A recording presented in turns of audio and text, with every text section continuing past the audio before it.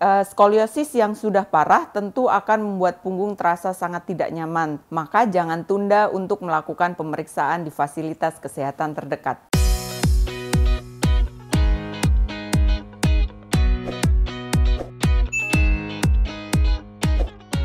Halo dok. Hai dok, balik lagi nih bareng saya Dr. Zikrina dari bagian ortopedi dan traumatologi FKKMK UGM Rumah Sakit Umum Pusat Dr. Sarjito. Setelah episode kemarin sudah membahas apa itu penyakit skoliosis, kali ini kita akan membahas bagaimana terapi dari penyakit ini. Pasti pada penasaran kan? Dan ada yang bertanya juga nih, apakah skoliosis ini akan bisa kambuh lagi? Siap deh, kita bahas dan jawab pertanyaan kamu yang sudah masuk di akun medsosnya InaHealth. Oke, kita langsung ke pertanyaan pertama dari netizen ya teman-teman. Pertanyaan pertama adalah, hai dok, kapan sih kita harus segera ke dokter jika mengalami skoliosis ini? Oke, jadi buat reminder aja, skoliosis adalah kondisi ketika tulang belakang melengkung menyerupai huruf S. Kondisi medis ini lebih sering terjadi pada anak yang belum memasuki fase pubertas. Apa sih tanda-tandanya?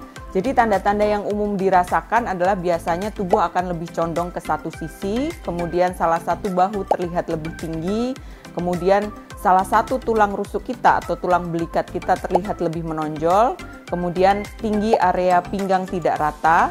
Skoliosis yang sudah parah tentu akan membuat punggung terasa sangat tidak nyaman. Tak hanya itu, tulang belakang pun bisa berputar yang menjadikan lengkungan semakin parah dan salah satu tulang iga akan terlihat menonjol. Jadi ketika teman-teman mendapatkan kondisi seperti yang tadi sudah saya katakan, maka jangan tunda untuk melakukan pemeriksaan di fasilitas kesehatan terdekat. Jadi skoliosis bisa ditemukan lebih awal dan penanganan bisa segera dilakukan. Hai dok, jadi kita akan berpindah ke pertanyaan kedua dari netizen ya. Jadi pertanyaan keduanya adalah, hai dok, lantas pengobatan seperti apa yang nanti dijalani penderita skoliosis ini? Kemudian apa ada terapinya dan apa sama terapi anak-anak dan dewasa? Jadi terapi untuk skoliosis ini tentunya berbeda antara anak-anak dan dewasa tergantung dari kondisi pasien masing-masing.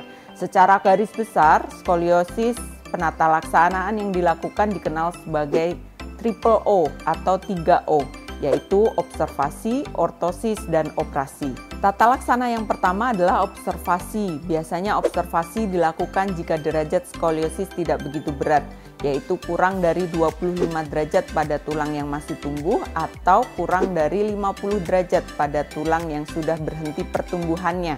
Pada observasi ini, biasanya pasien diminta untuk secara berkala bertemu dengan dokter ortopedi dan dilakukan kontrol ronsen untuk mengetahui perkembangan dari derajat skoliosisnya. Penanganan yang kedua adalah ortosis. Ortosis dalam hal ini adalah pemakaian alat penyangga atau biasa kita sebut brace. Ada berbagai macam brace seperti Milwaukee, Boston, Charleston bending brace. Akan tetapi brace apakah yang digunakan itu tergantung dari kondisi dari setiap pasien. Brace ini bertujuan untuk mengurangi pertumbuhan atau laju perkembangan dari derajat skoliosis pasien. Terapi ketiga adalah terapi operatif atau dilakukan tindakan pembedahan pada tulang belakang. Tidak semua pasien perlu dilakukan terapi ini.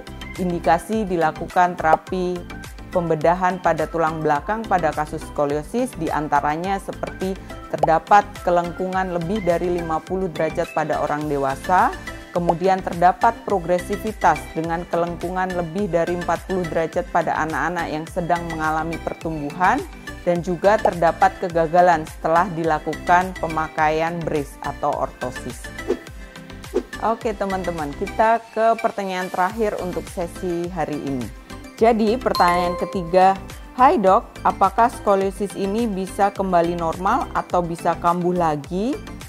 Jadi jawaban nomor 3 ini adalah skoliosis ini tidak bisa kembali normal atau kambuh karena tujuan dari terapi dari skoliosis ini yaitu observasi, kemudian pemakaian ortosis dan operasi adalah mencegah progresivitas laju dari kelengkungan tulang belakang. Bagaimana nih teman-teman dengan jawaban tadi? Mudah-mudahan sekarang Sobat Sehat sudah tidak bingung lagi ya. Boleh loh, jika masih ada pertanyaan bisa langsung dikirimkan ke akun medsosnya InaHealth. Bertemu lagi di episode berikutnya. Saatnya saya Dr. Zikrina pamit. Salam sehat dan sampai jumpa.